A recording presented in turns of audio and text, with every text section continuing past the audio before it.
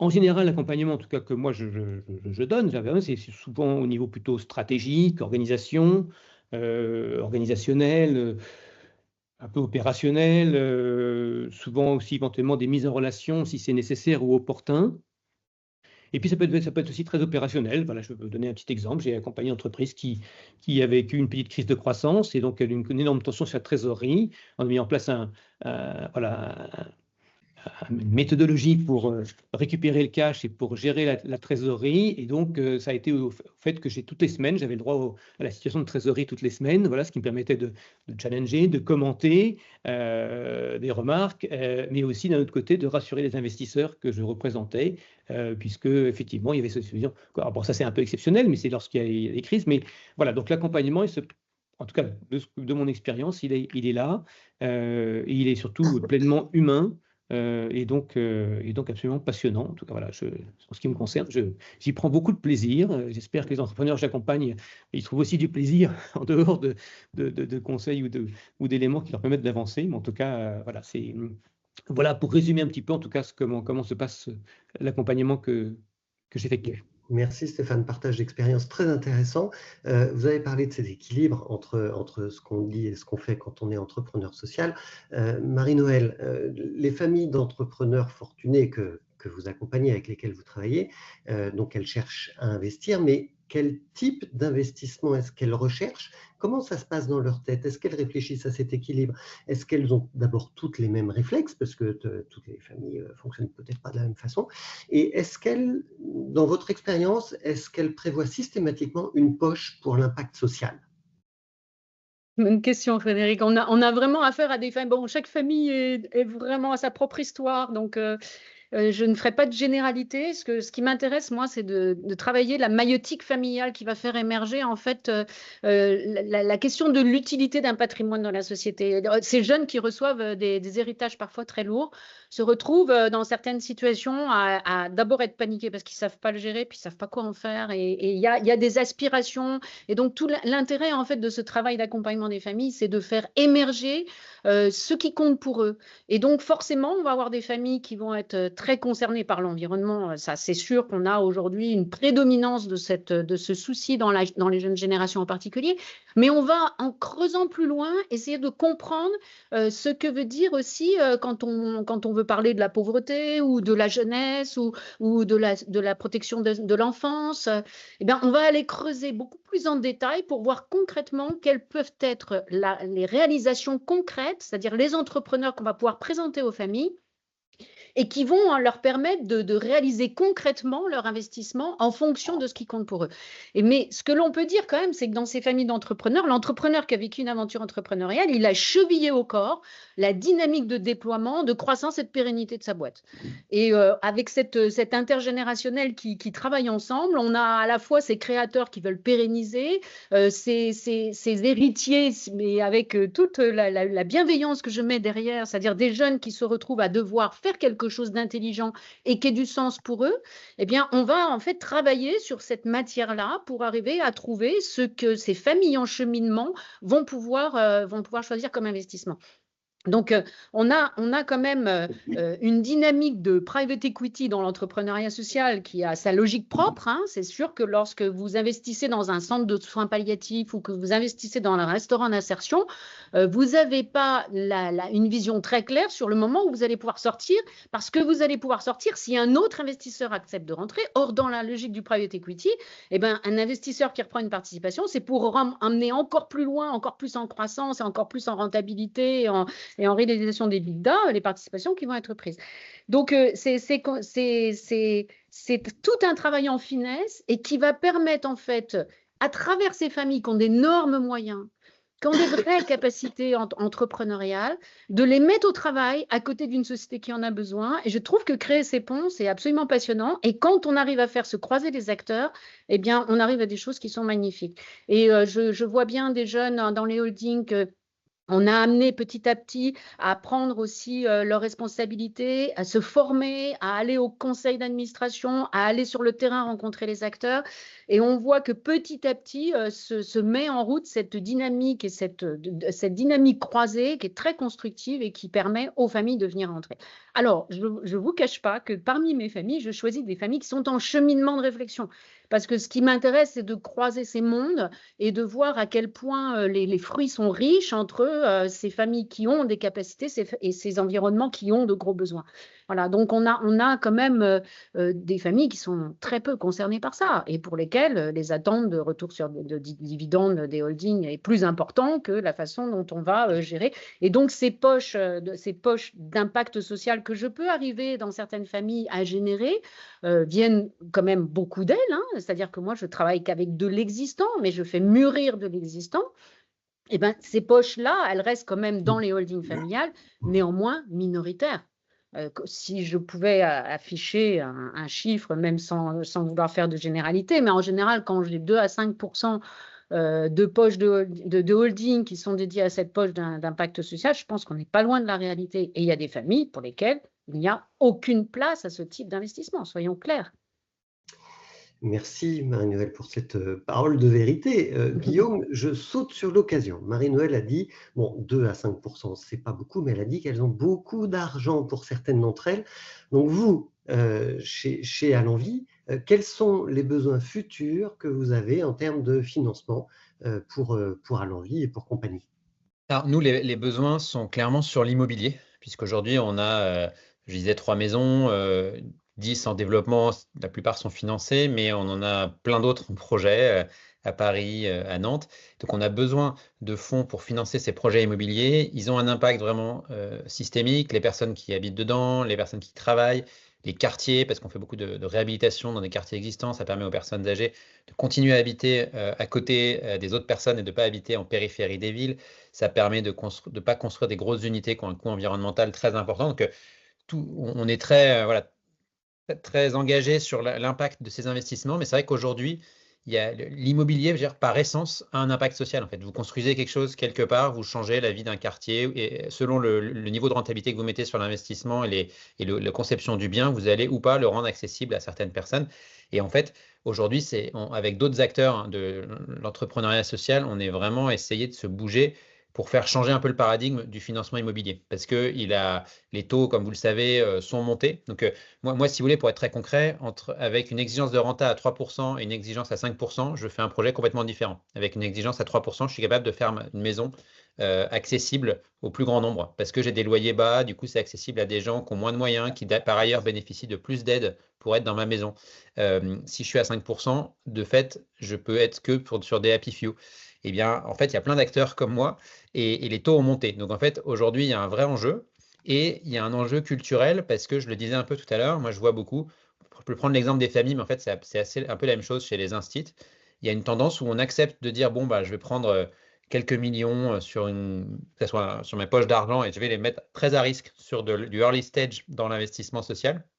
Par contre, me dire, je vais prendre des dizaines de millions sur ma poche immobilier et réduire ne serait-ce que de 1% les exigences de renta, mais en face, j'ai de l'impact et j'ai peut-être aussi un risque qui est faible, même si on joue finalement peut-être sur les mêmes niveaux de perte possibles, les mêmes niveaux de probabilité de perte que sur la poche impact, en réalité, on ne sait pas le faire. Enfin, moi, c'est ce que j'observe. Donc, je pense qu'il y a un vrai sujet parce que voilà, l'immobilier, c'est la manière dont on aménage nos territoires. Donc, il y a par nature un impact écologique, un impact social sur la manière dont on le fait.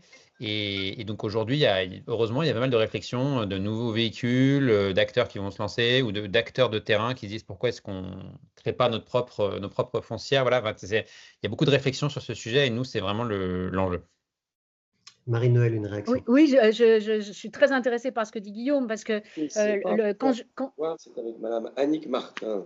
Si vous pouvez couper vos micros, s'il vous plaît. Gardienne, Hormis les intervenants, bien sûr. Pas sur place. Non, je rebondis sur ce que dit Guillaume, c'est-à-dire que quand je vois la psychologie de l'investisseur, c'est de dire j'investis et j'ai la capacité de sortir. Et cette capacité de sortir, il faut véritablement qu'il puisse y avoir des relais organisés, de façon à ce qu'on assure cette liquidité. Et c'est vrai que l'immobilier, c'est particulièrement criant. Je parlais par exemple d'un restaurant d'insertion ou des maisons qui sont appelées à être installées durablement, parce que c'est forcément dans la durée. Ben, il faut qu'il y ait des investisseurs qui soient capables de reprendre derrière, donc que ça soit suffisamment attractif en termes de rendement, mais surtout en termes de mesures d'impact social pour qu'il y ait des investisseurs qui soient capables de reprendre derrière. Qu'est-ce que vous diriez tous les trois pour convaincre des investisseurs privés d'aller vers l'investissement à impact social? Marie-Noëlle. En fait, d'abord, je trouve que ça s'adresse à une population concernée avec une vraie considération des enjeux du monde. Donc, je veux dire, c'est vrai qu'il y a certains profils d'investisseurs qu'on a du mal à toucher. Mais Stéphane disait une chose essentielle, c'est qu'on touche au domaine du cœur.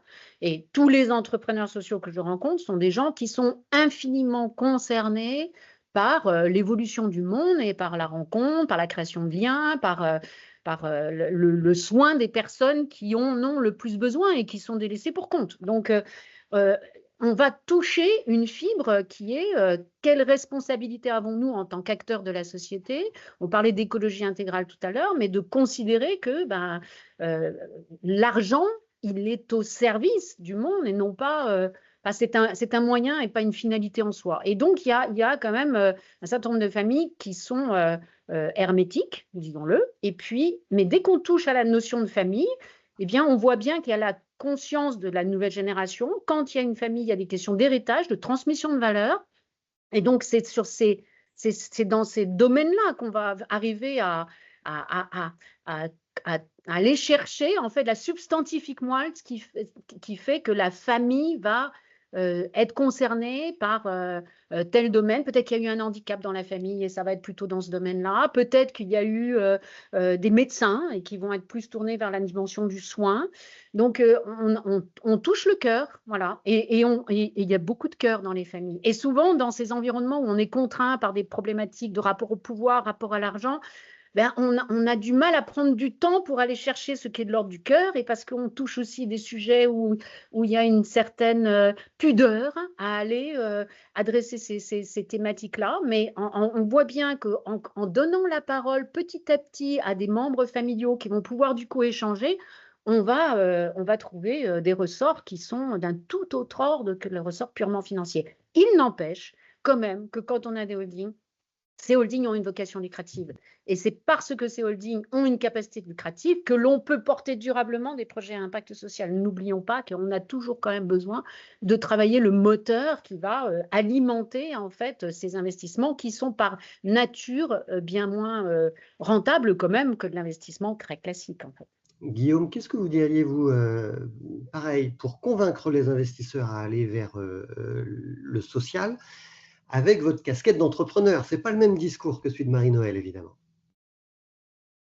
Je dirais que j'essaye d'avoir un peu un catalogue d'arguments pour les différentes approches, parce que comme a dit Marie-Noëlle, tout le monde est différent, chaque famille et chaque personne sont différentes. Donc, je pense qu'il en faut pour le cerveau gauche. Donc ça, c'est les chiffres. Hein. Voilà, en fait, vous pouvez avoir un ROI d'impact. Ça, je pense que c'est quand même assez puissant et qu'on ne l'a pas assez fait. Enfin, si je prends l'exemple typiquement dans l'écologie d'un Team for the Planet qui arrive à lever des dizaines de millions, y compris auprès de particuliers pas spécialement fortunés, avec de l'argent qui est immobilisé à jamais et des dividendes sous forme d'impact de dividendes carbone en économie de CO2, en émissions de CO2 évitées.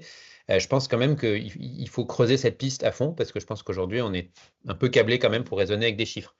Et ensuite, évidemment, le lien avec les expériences personnelles. Enfin, dans notre cas, c'est assez patent. Je veux dire, quand vous avez une personne qui a eu la maladie d'Alzheimer et que vous vous rendez compte qu'elle n'a pas bénéficié des bonnes structures d'accompagnement ou qu'elle n'en bénéficie pas, ça vous donne une sensibilité. Mais je n'ai pas envie de miser que là-dessus, parce qu'en fait, si on reste que là-dessus, sur la partie cerveau droit, cœur, à nouveau, on se cornerise un peu quand même à la philanthropie. Donc, il faut jouer sur les deux tableaux et essayer de développer évidemment une conscience mais c'est aussi notre responsabilité en tant qu'entrepreneur, c'est de délivrer des projets qui sont rentables. Alors la question de la sortie, elle reste là, mais en tout cas délivrer des projets, à mon sens, qui sont rentables dans la durée, qui sont capables aussi, peut-être, c'est pas un gros mot, de générer des dividendes, d'aller aussi dans une forme de capitalisme à l'ancienne, où un projet, il est rentable, il génère peut-être 5%. de rentabilité qui peut être distribué sous forme de dividendes avec une gouvernance saine où on sait qu'il ne va pas y avoir de spéculation sur la valeur du capital. C'est peut-être ça aussi qu'il faut essayer d'inventer pour que on puisse se dire, bah oui, si je suis dans ce business-là, je vais pouvoir revendre les parts un jour parce que quelqu'un sera content d'avoir ces dividendes économiques avec tous les dividendes d'impact qui sont autour. Donc, c'est notre responsabilité de montrer qu'on peut vraiment concilier rentabilité sans monter au plafond, mais rentabilité, liquidité et impact. Parce que sans ça, on ne sortira pas de la case, encore une fois, philanthropique. Et moi, je pense que des gens fortunés, et j'en connais, peuvent avoir une logique intégrale aussi, de se dire, en fait, je ne vais pas d'un côté générer un TRI de 20% sur mon 15% sur ma fortune et faire de la philanthropie ou un peu d'impact investing avec le reste. Il faut qu'on arrive à convaincre des gens de mettre tout dans des poches impact parce que si vous avez des rentas entre 5 et 10% peu risqués, je suis désolé, quand vous avez un gros patrimoine, ça peut suffire, il me semble, à le faire fructifier raisonnablement. Et si ça vous êtes confiant sur tout l'impact que ça génère à côté, je pense que ça peut fonctionner. Donc, c'est quand même ça qu'il faut viser à terme. Et Stéphane Courteau, qu'est-ce que vous diriez, vous, aux investisseurs pour aller vers plus d'investissements à impact? Marie-Noël et Guillaume ont dit beaucoup de choses, voire de beaucoup de choses très, très pertinentes. Je suis assez sensible sur l'alignement de la tête et du cœur. L'alignement de la tête et du cœur me semble effectivement un point important. Et même si aujourd'hui, on voit a priori, outre-Atlantique, un capitalisme très débridé, si je peux m'exprimer ainsi, qui s'exprime de plus en plus sur les réseaux sociaux, moi je vis d'espérance. Et donc j'ai tendance à dire que si vous ne venez pas à l'impact social viendra à vous. C'est plus un nice to have, c'est un must have. Et je crois que, et j'aime beaucoup ce que disait Marie-Noël sur les jeunes générations qu'elle rencontre. Je pense que les jeunes générations aujourd'hui, quel que soit leur niveau de fortune, ont cette conscience de ce must-have et qui prendra le pas. Alors ça prendra peut-être un peu de temps, mais voilà, mais il faut vivre d'espérance en tout cas. Mais voilà, mais investissez dans l'impact social et environnemental et dans l'impact intégral. C'est certainement très bon pour vos économies, mais c'est aussi certainement très bon pour votre conscience, quelle que soit la conscience que vous ayez, et donc qui vous permettra de vous lever le matin avec satisfaction. Est-ce que vous pouvez nous dire, Stéphane, pourquoi vous avez décidé de participer au comité d'investissement de FITRUST Partenaires? D'abord parce qu'ils m'ont gentiment invité d'abord. Mais non, plus sérieusement, tout simplement parce que j'ai modestement investi un peu d'argent chez FITRUST à une époque, voilà, et ça fait plusieurs années que j'accompagnais en parallèle de mes activités professionnelles une entreprise de chez FITRUST. Et donc j'ai d'abord appris à connaître FITRUST un peu de l'intérieur en tant qu'accompagnateur d'une entreprise. Et puis donc j'ai mis un peu de sous dans FITRUST et il me semblait important pour moi de m'impliquer à ma modeste place, dans le choix, dans voilà, dans la sélection des participations auxquelles FITRUST allait travailler, puis investir. Donc voilà, donc donner du temps pour accompagner, apporter mon expérience et mes compétences de dirigeant là où elles sont, voilà, et puis ma raison et mon cœur aussi. Mais voilà, c'était vraiment voilà, m'impliquer dans ce. On est plusieurs, on est très nombreux, chacun a sa voix, mais m'impliquer avec mon prisme qui m'appartient, m'impliquer et donner ma voix dans la sélection des projets d'investissement à impact de FITRUST. Merci Stéphane. Marie-Noël, dernière question. Comment est-ce que vous voyez, vous, l'évolution de l'investissement à impact social dans les prochaines années? Je pense que les enjeux de cohésion dont on parle, cohésion sociale, se retrouvent aussi au cœur des familles, des enjeux de cohésion des familles.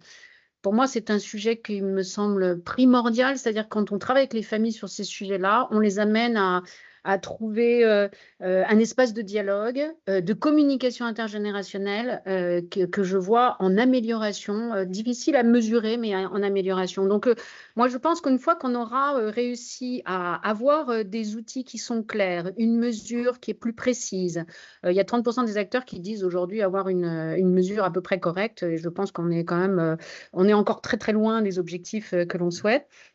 Si on arrive à faire un compromis entre l'impact et la réalité et considérer que l'impact social est aussi important, est au même niveau que la rentabilité, je pense qu'on aura, je dis pas, encore une fois, je pense que ça ne convient pas à tout le monde, qu'on aura des familles qui ne viendront jamais en entrepreneuriat social, mais je suis convaincue que donner des capitaux à long terme pour pouvoir déployer et pérenniser dans une structure où il y a beaucoup de fractures, comme disait Stéphane, et où on a vraiment un sujet qui peut nous éclater à la figure. Et je pense que ce moteur, non pas de la peur de ce que va devenir, mais de l'espérance dans un monde qui peut s'améliorer, je pense qu'on trouvera des familles au rendez-vous.